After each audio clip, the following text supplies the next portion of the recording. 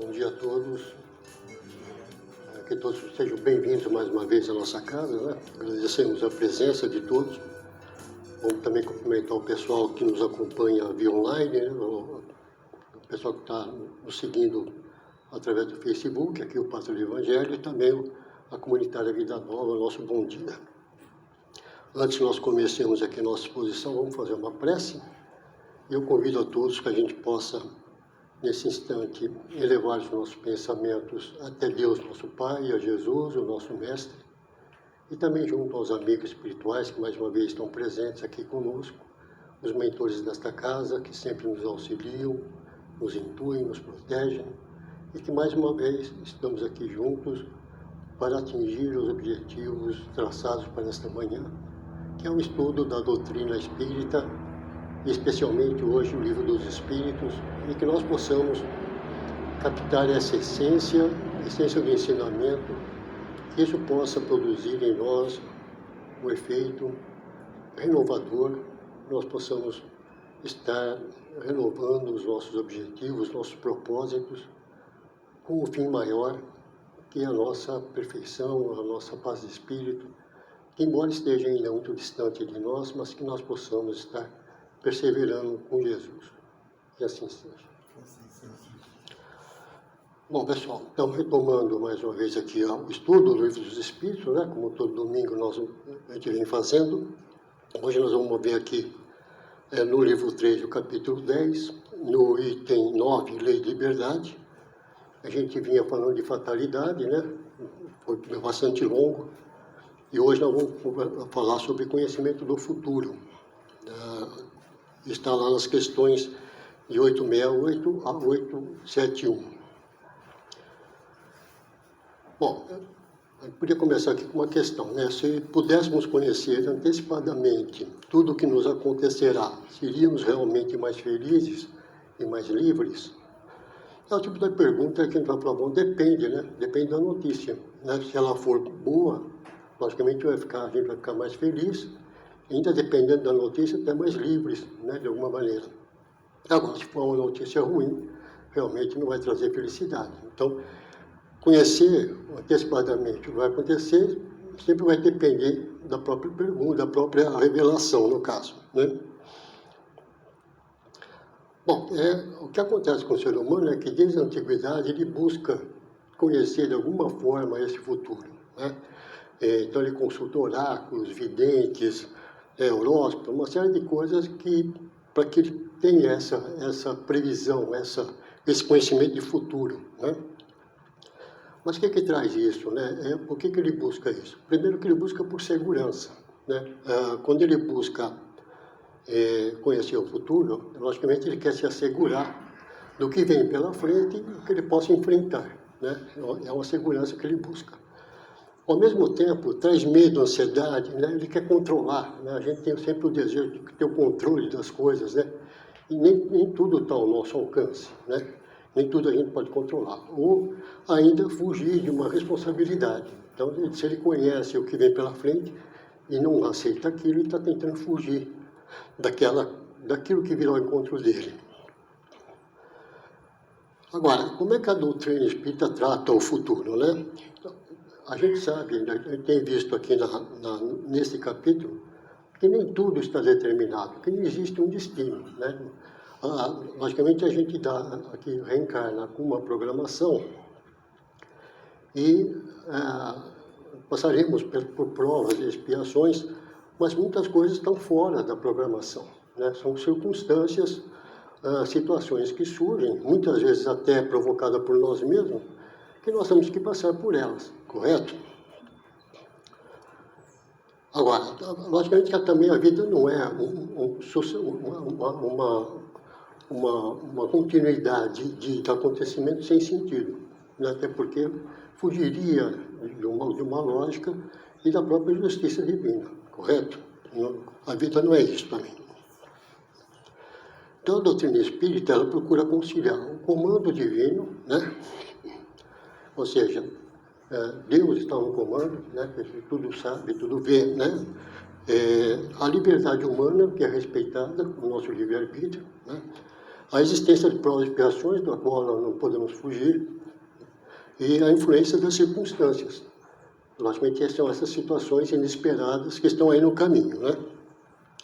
E o mais importante, a possibilidade de um homem modificar o curso desses acontecimentos. Então, nós temos o poder de alterar isso, que vai construindo o nosso destino, na verdade, né? Com as nossas decisões, com as nossas escolhas. Então, iniciando lá as questões, na 868, ele pergunta o seguinte: pode o futuro ser revelado ao homem? Ao que eles respondem, né? Em princípio, o futuro lhe é oculto e só em casos raros e excepcionais permite Deus que seja revelado, né? Quando ele fala em princípio, ele quer dizer o seguinte: a regra é a ocultação, né? E a gente, logicamente, vai ver isso durante a exposição, o porquê disso, né? O conhecimento do futuro não é apresentado como uma faculdade comum. Isso não é uma coisa que qualquer um pode sentar na mesa e tentar prever o futuro. Isso não existe, né? Não é uma faculdade comum aos homens, né? Como ele diz lá na primeira questão, em casos raros e excepcionais é revelado isso, né? Ou recurso para resolver problemas do dia a dia, também não, né? Não são coisas que a gente vai tentar adivinhar para resolver problemas simples da nossa vida, né? Também não existe.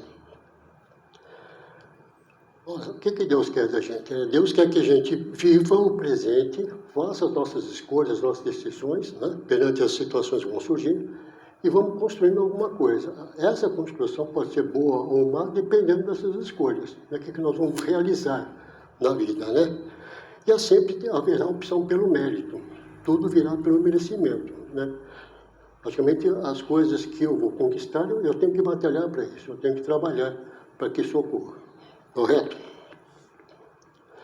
Então, no 869, ele pergunta lá: com que fim o futuro se conserva oculto ao homem? Qual é a finalidade, né?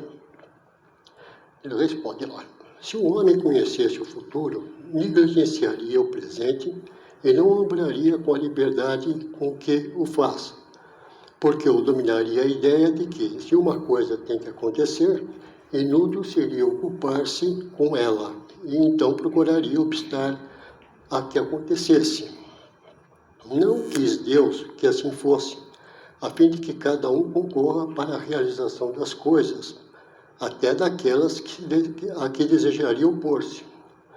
Assim é que tu mesmo preparas muitas vezes os acontecimentos que hão de sobrevir no curso da tua existência.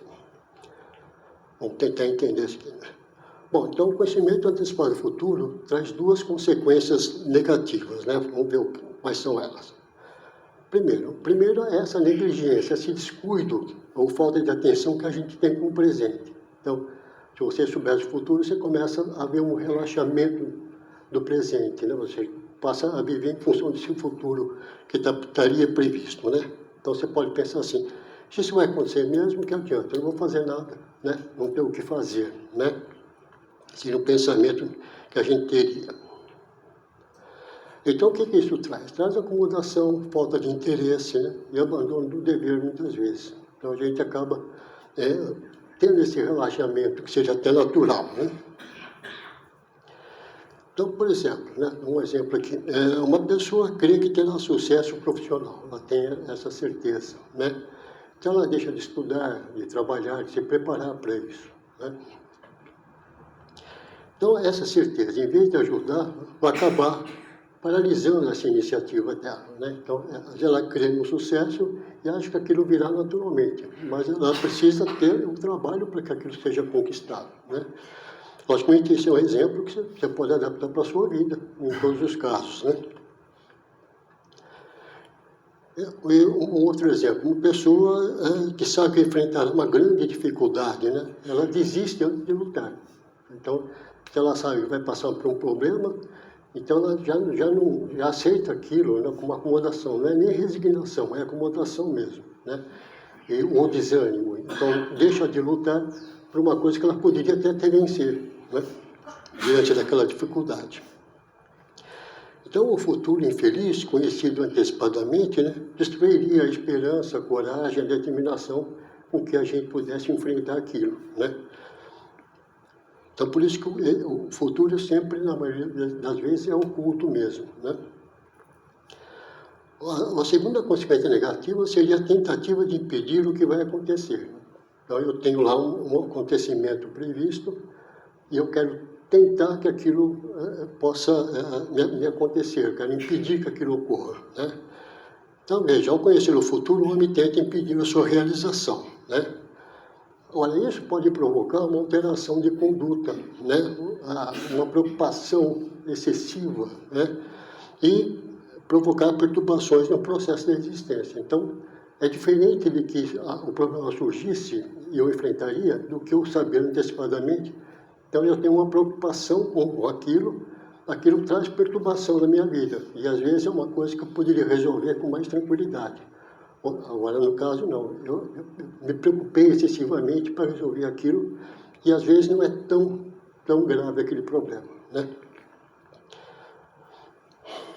Então, veja, cada pessoa participa dos acontecimentos da vida, seja por prós e expiações, seja pelas circunstâncias que a gente está falando sempre aqui. Quais são elas? Influências sociais, familiares, econômicas, orgânicas, né, como doenças, por exemplo, e espirituais, as influências espirituais, tanto boas quanto más, né? Então, tudo isso cria essas situações que surgem na nossa vida afora as provas e expiações, né? Na 870, ele pergunta aos espíritos, mas se convém que o futuro permaneça oculto, por que permite Deus que seja revelado algumas vezes, né? Ele fala, permite-o quando o conhecimento prévio do futuro facilite a execução de uma coisa em vez de a estorvar, obrigando o homem a agir diversamente do modo por que agiria, se lhe não fosse feita a revelação. Não raro, também é uma prova. A perspectiva do acontecimento pode sugerir pensamentos mais ou menos bons,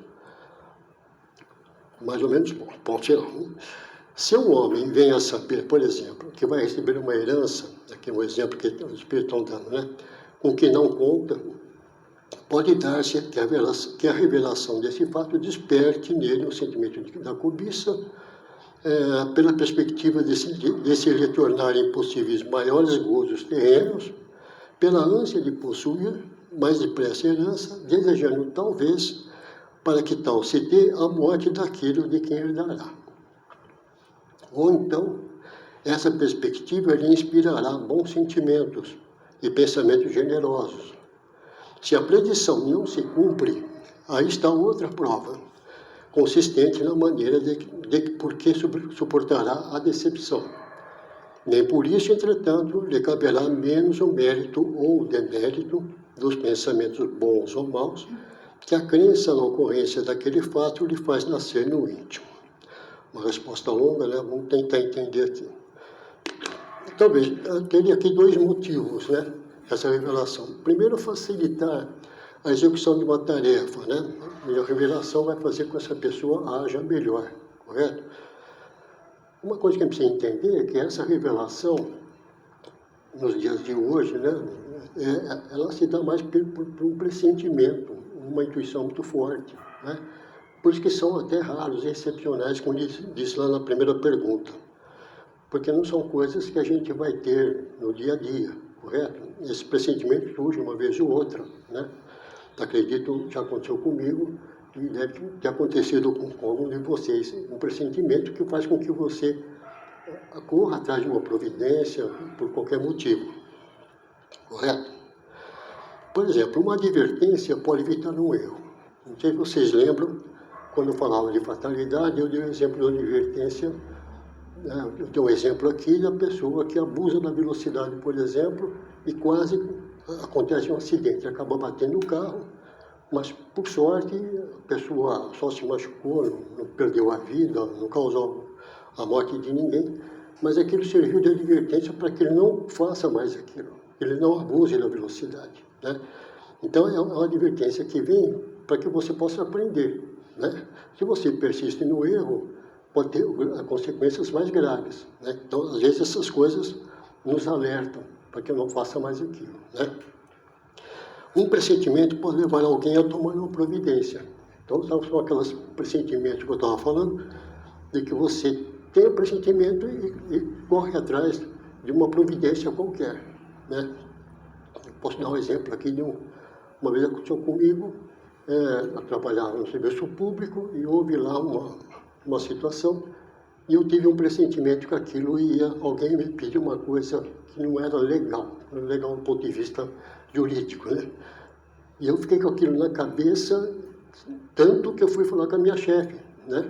Ela falou, não, se isso acontecer, eu também vou falar um não, né?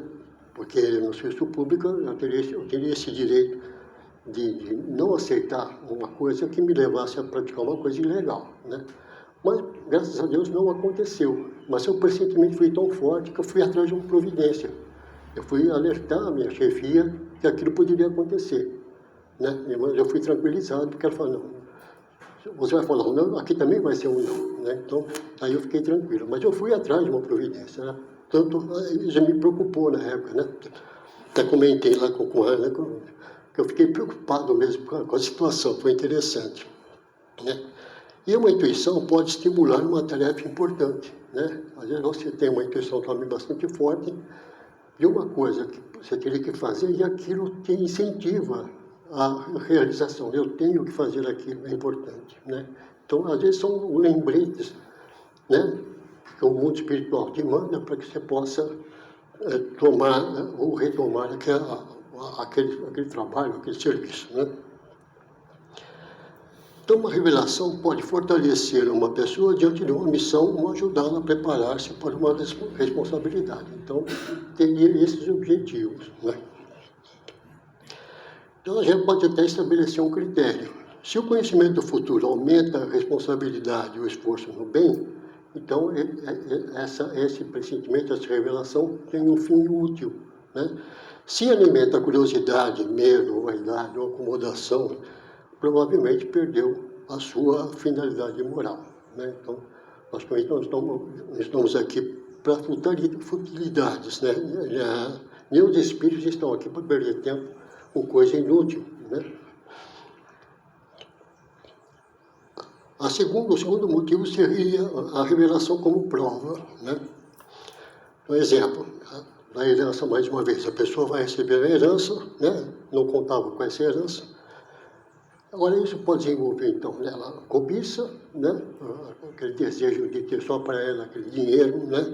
Causa impaciência, né? Então, às vezes demora para vir, então cria impaciência e essa impaciência pode progredir para outras áreas também, né? O desejo de posse, né? Do egoísmo, a indiferença pelo trabalho, eu vou receber uma herança, então começa também a haver um relacionamento com o trabalho atual, né?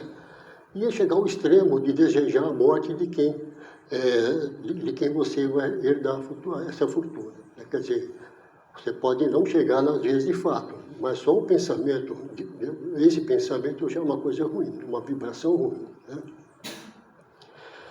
Então, a mesma informação, né, por outro lado, pode envolver gratidão. Eu posso ser grato por receber um dinheiro desse e me programar até para um auxílio, para ajudar alguém, para fazer alguma coisa grandiosa, né?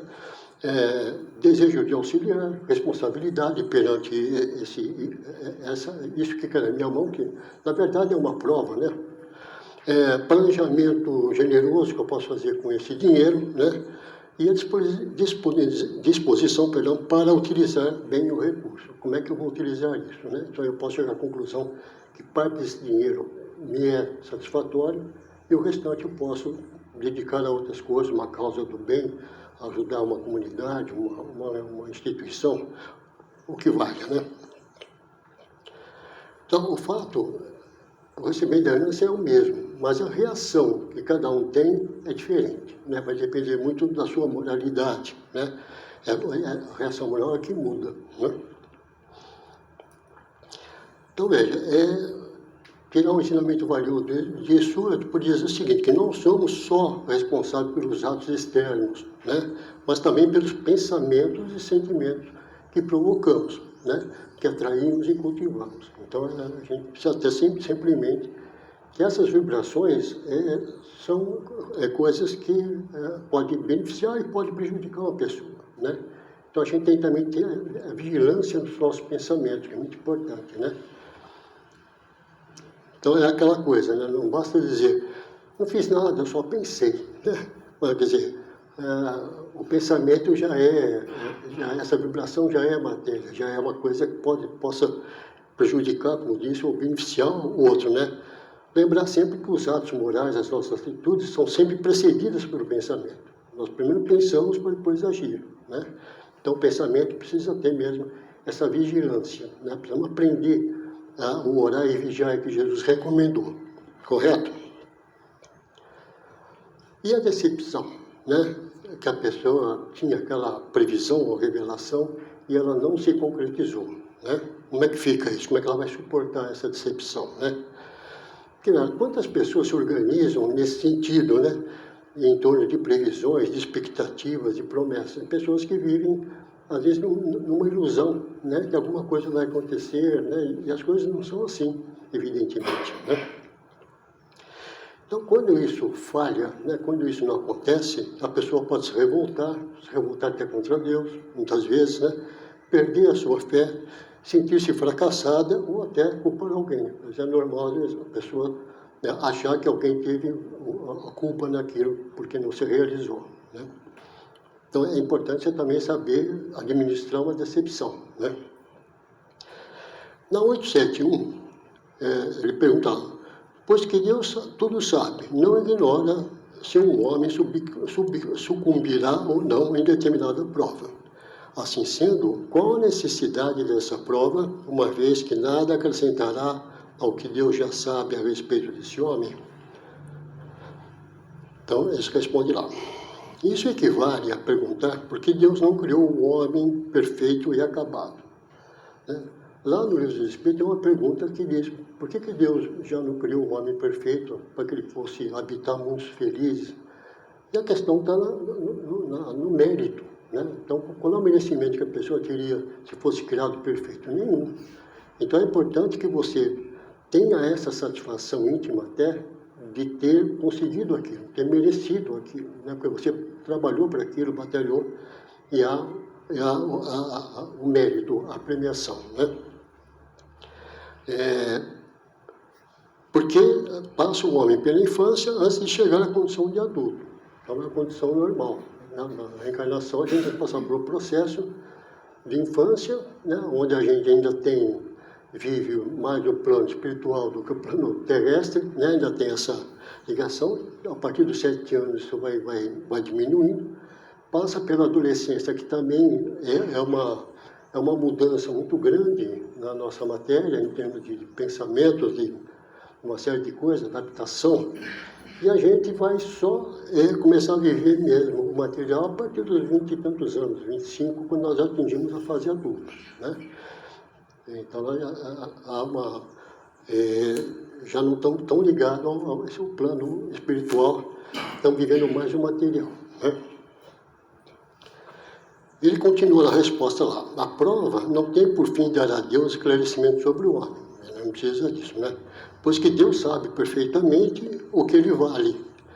Mas dar ao homem toda a responsabilidade de sua ação, uma vez que tem a liberdade de fazer ou não fazer. São sempre as escolhas, né? Dotado da faculdade de escolher entre o bem e o mal, a prova tem por efeito pô-lo em luta com as tentações do mal e conferir todo o mérito da resistência. Ora, conquanto saiba de antemão se ele sairá bem ou não, Deus não o pode, em sua justiça, punir nem recompensar por um ato que ainda não foi praticado, né? O Kardec faz um comentário interessante aqui em cima dessa questão. Ele fala o seguinte: assim sucede entre os homens. Por muito capaz que seja um estudante, por grande que seja a certeza que se tenha de que alcançará bom êxito, ninguém lhe confere grau algum sem exame, isto é, sem prova. Do mesmo modo, o juiz não condena o acusado senão com fundamento no ato consumado, no ato realizado, né? E não na previsão de que ele possa ou deva consumar esse ato, né? Quanto mais reflete nas consequências que teria para o homem o conhecimento do futuro, melhor se vê quanto foi sábia a providência em lhe ocultar, A certeza de um acontecimento venturoso o lançaria da inação, ele ficaria paralisado, né? A de um acontecimento infeliz o encheria de desânimo. Em ambos os casos, suas forças ficariam paralisadas. Daí o não lhe ser mostrado o futuro senão como meta, que lhe compete atingir por seus esforços, mas ignorando os trâmites porque terá de passar para alcançá-la. O conhecimento de todos os incidentes da jornada lhe toleraria a iniciativa e o uso do livre-arbítrio, né? Ele se deixaria resvalar pelo declive fatal dos acontecimentos sem exercer suas faculdades. Quando o feliz êxito de uma coisa está assegurado, ninguém mais com ela se preocupa, né? Bom, então sabe que Deus sabe das provas que temos que enfrentar, evidentemente, né? Mas como enfrentá-las sempre fica ao nosso cargo. Como é que a gente vai enfrentar isso? É nós que decidimos, nas nossas escolhas, né? Nós temos essa liberdade, é respeitada essa liberdade. Então, é o exemplo que ele dá na resposta. Um professor experiente sabe que determinado aluno é aplicado, né? Mas nem por isso o isenta de fazer uma prova, né? Então, você é aplicado, eu não vou te dar a prova. Não, ele dá a prova normalmente. Porque se ele não fizer a prova, ele vai tomar um 0, por mais aplicado que ele seja, né? Então, ele precisa fazer essa prova, né? O professor até sabe que ele vai ter êxito, mas a prova tem que ser aplicada, né? Então, Deus conhece o resultado antecipadamente, Ele sabe da nossa capacidade, sem destruir a liberdade que nós temos no processo. Ele nunca não vai tirar a liberdade de ação nossa, né, que é muito importante.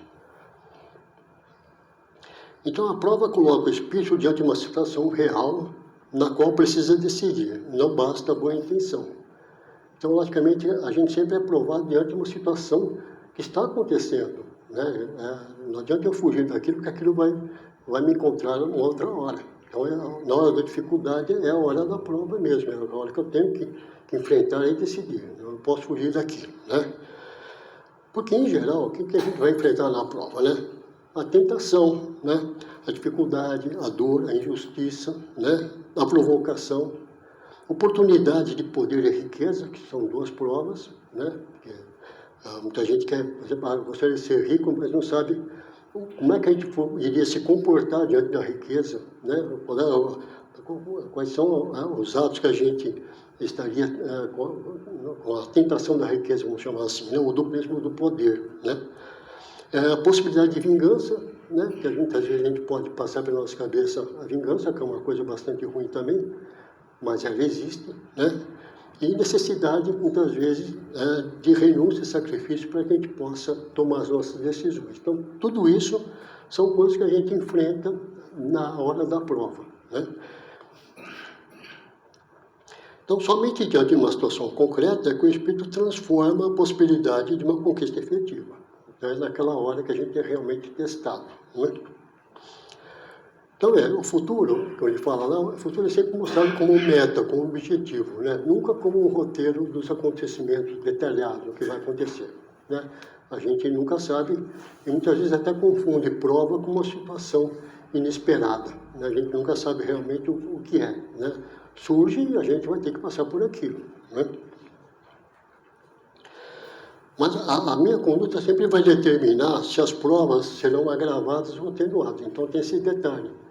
Se eu estou caminhando no bem, na caridade, com meus bons pensamentos, né? Ou seja, eu já tenho consciência da necessidade dessa reforma interior que a gente vive pregando, né?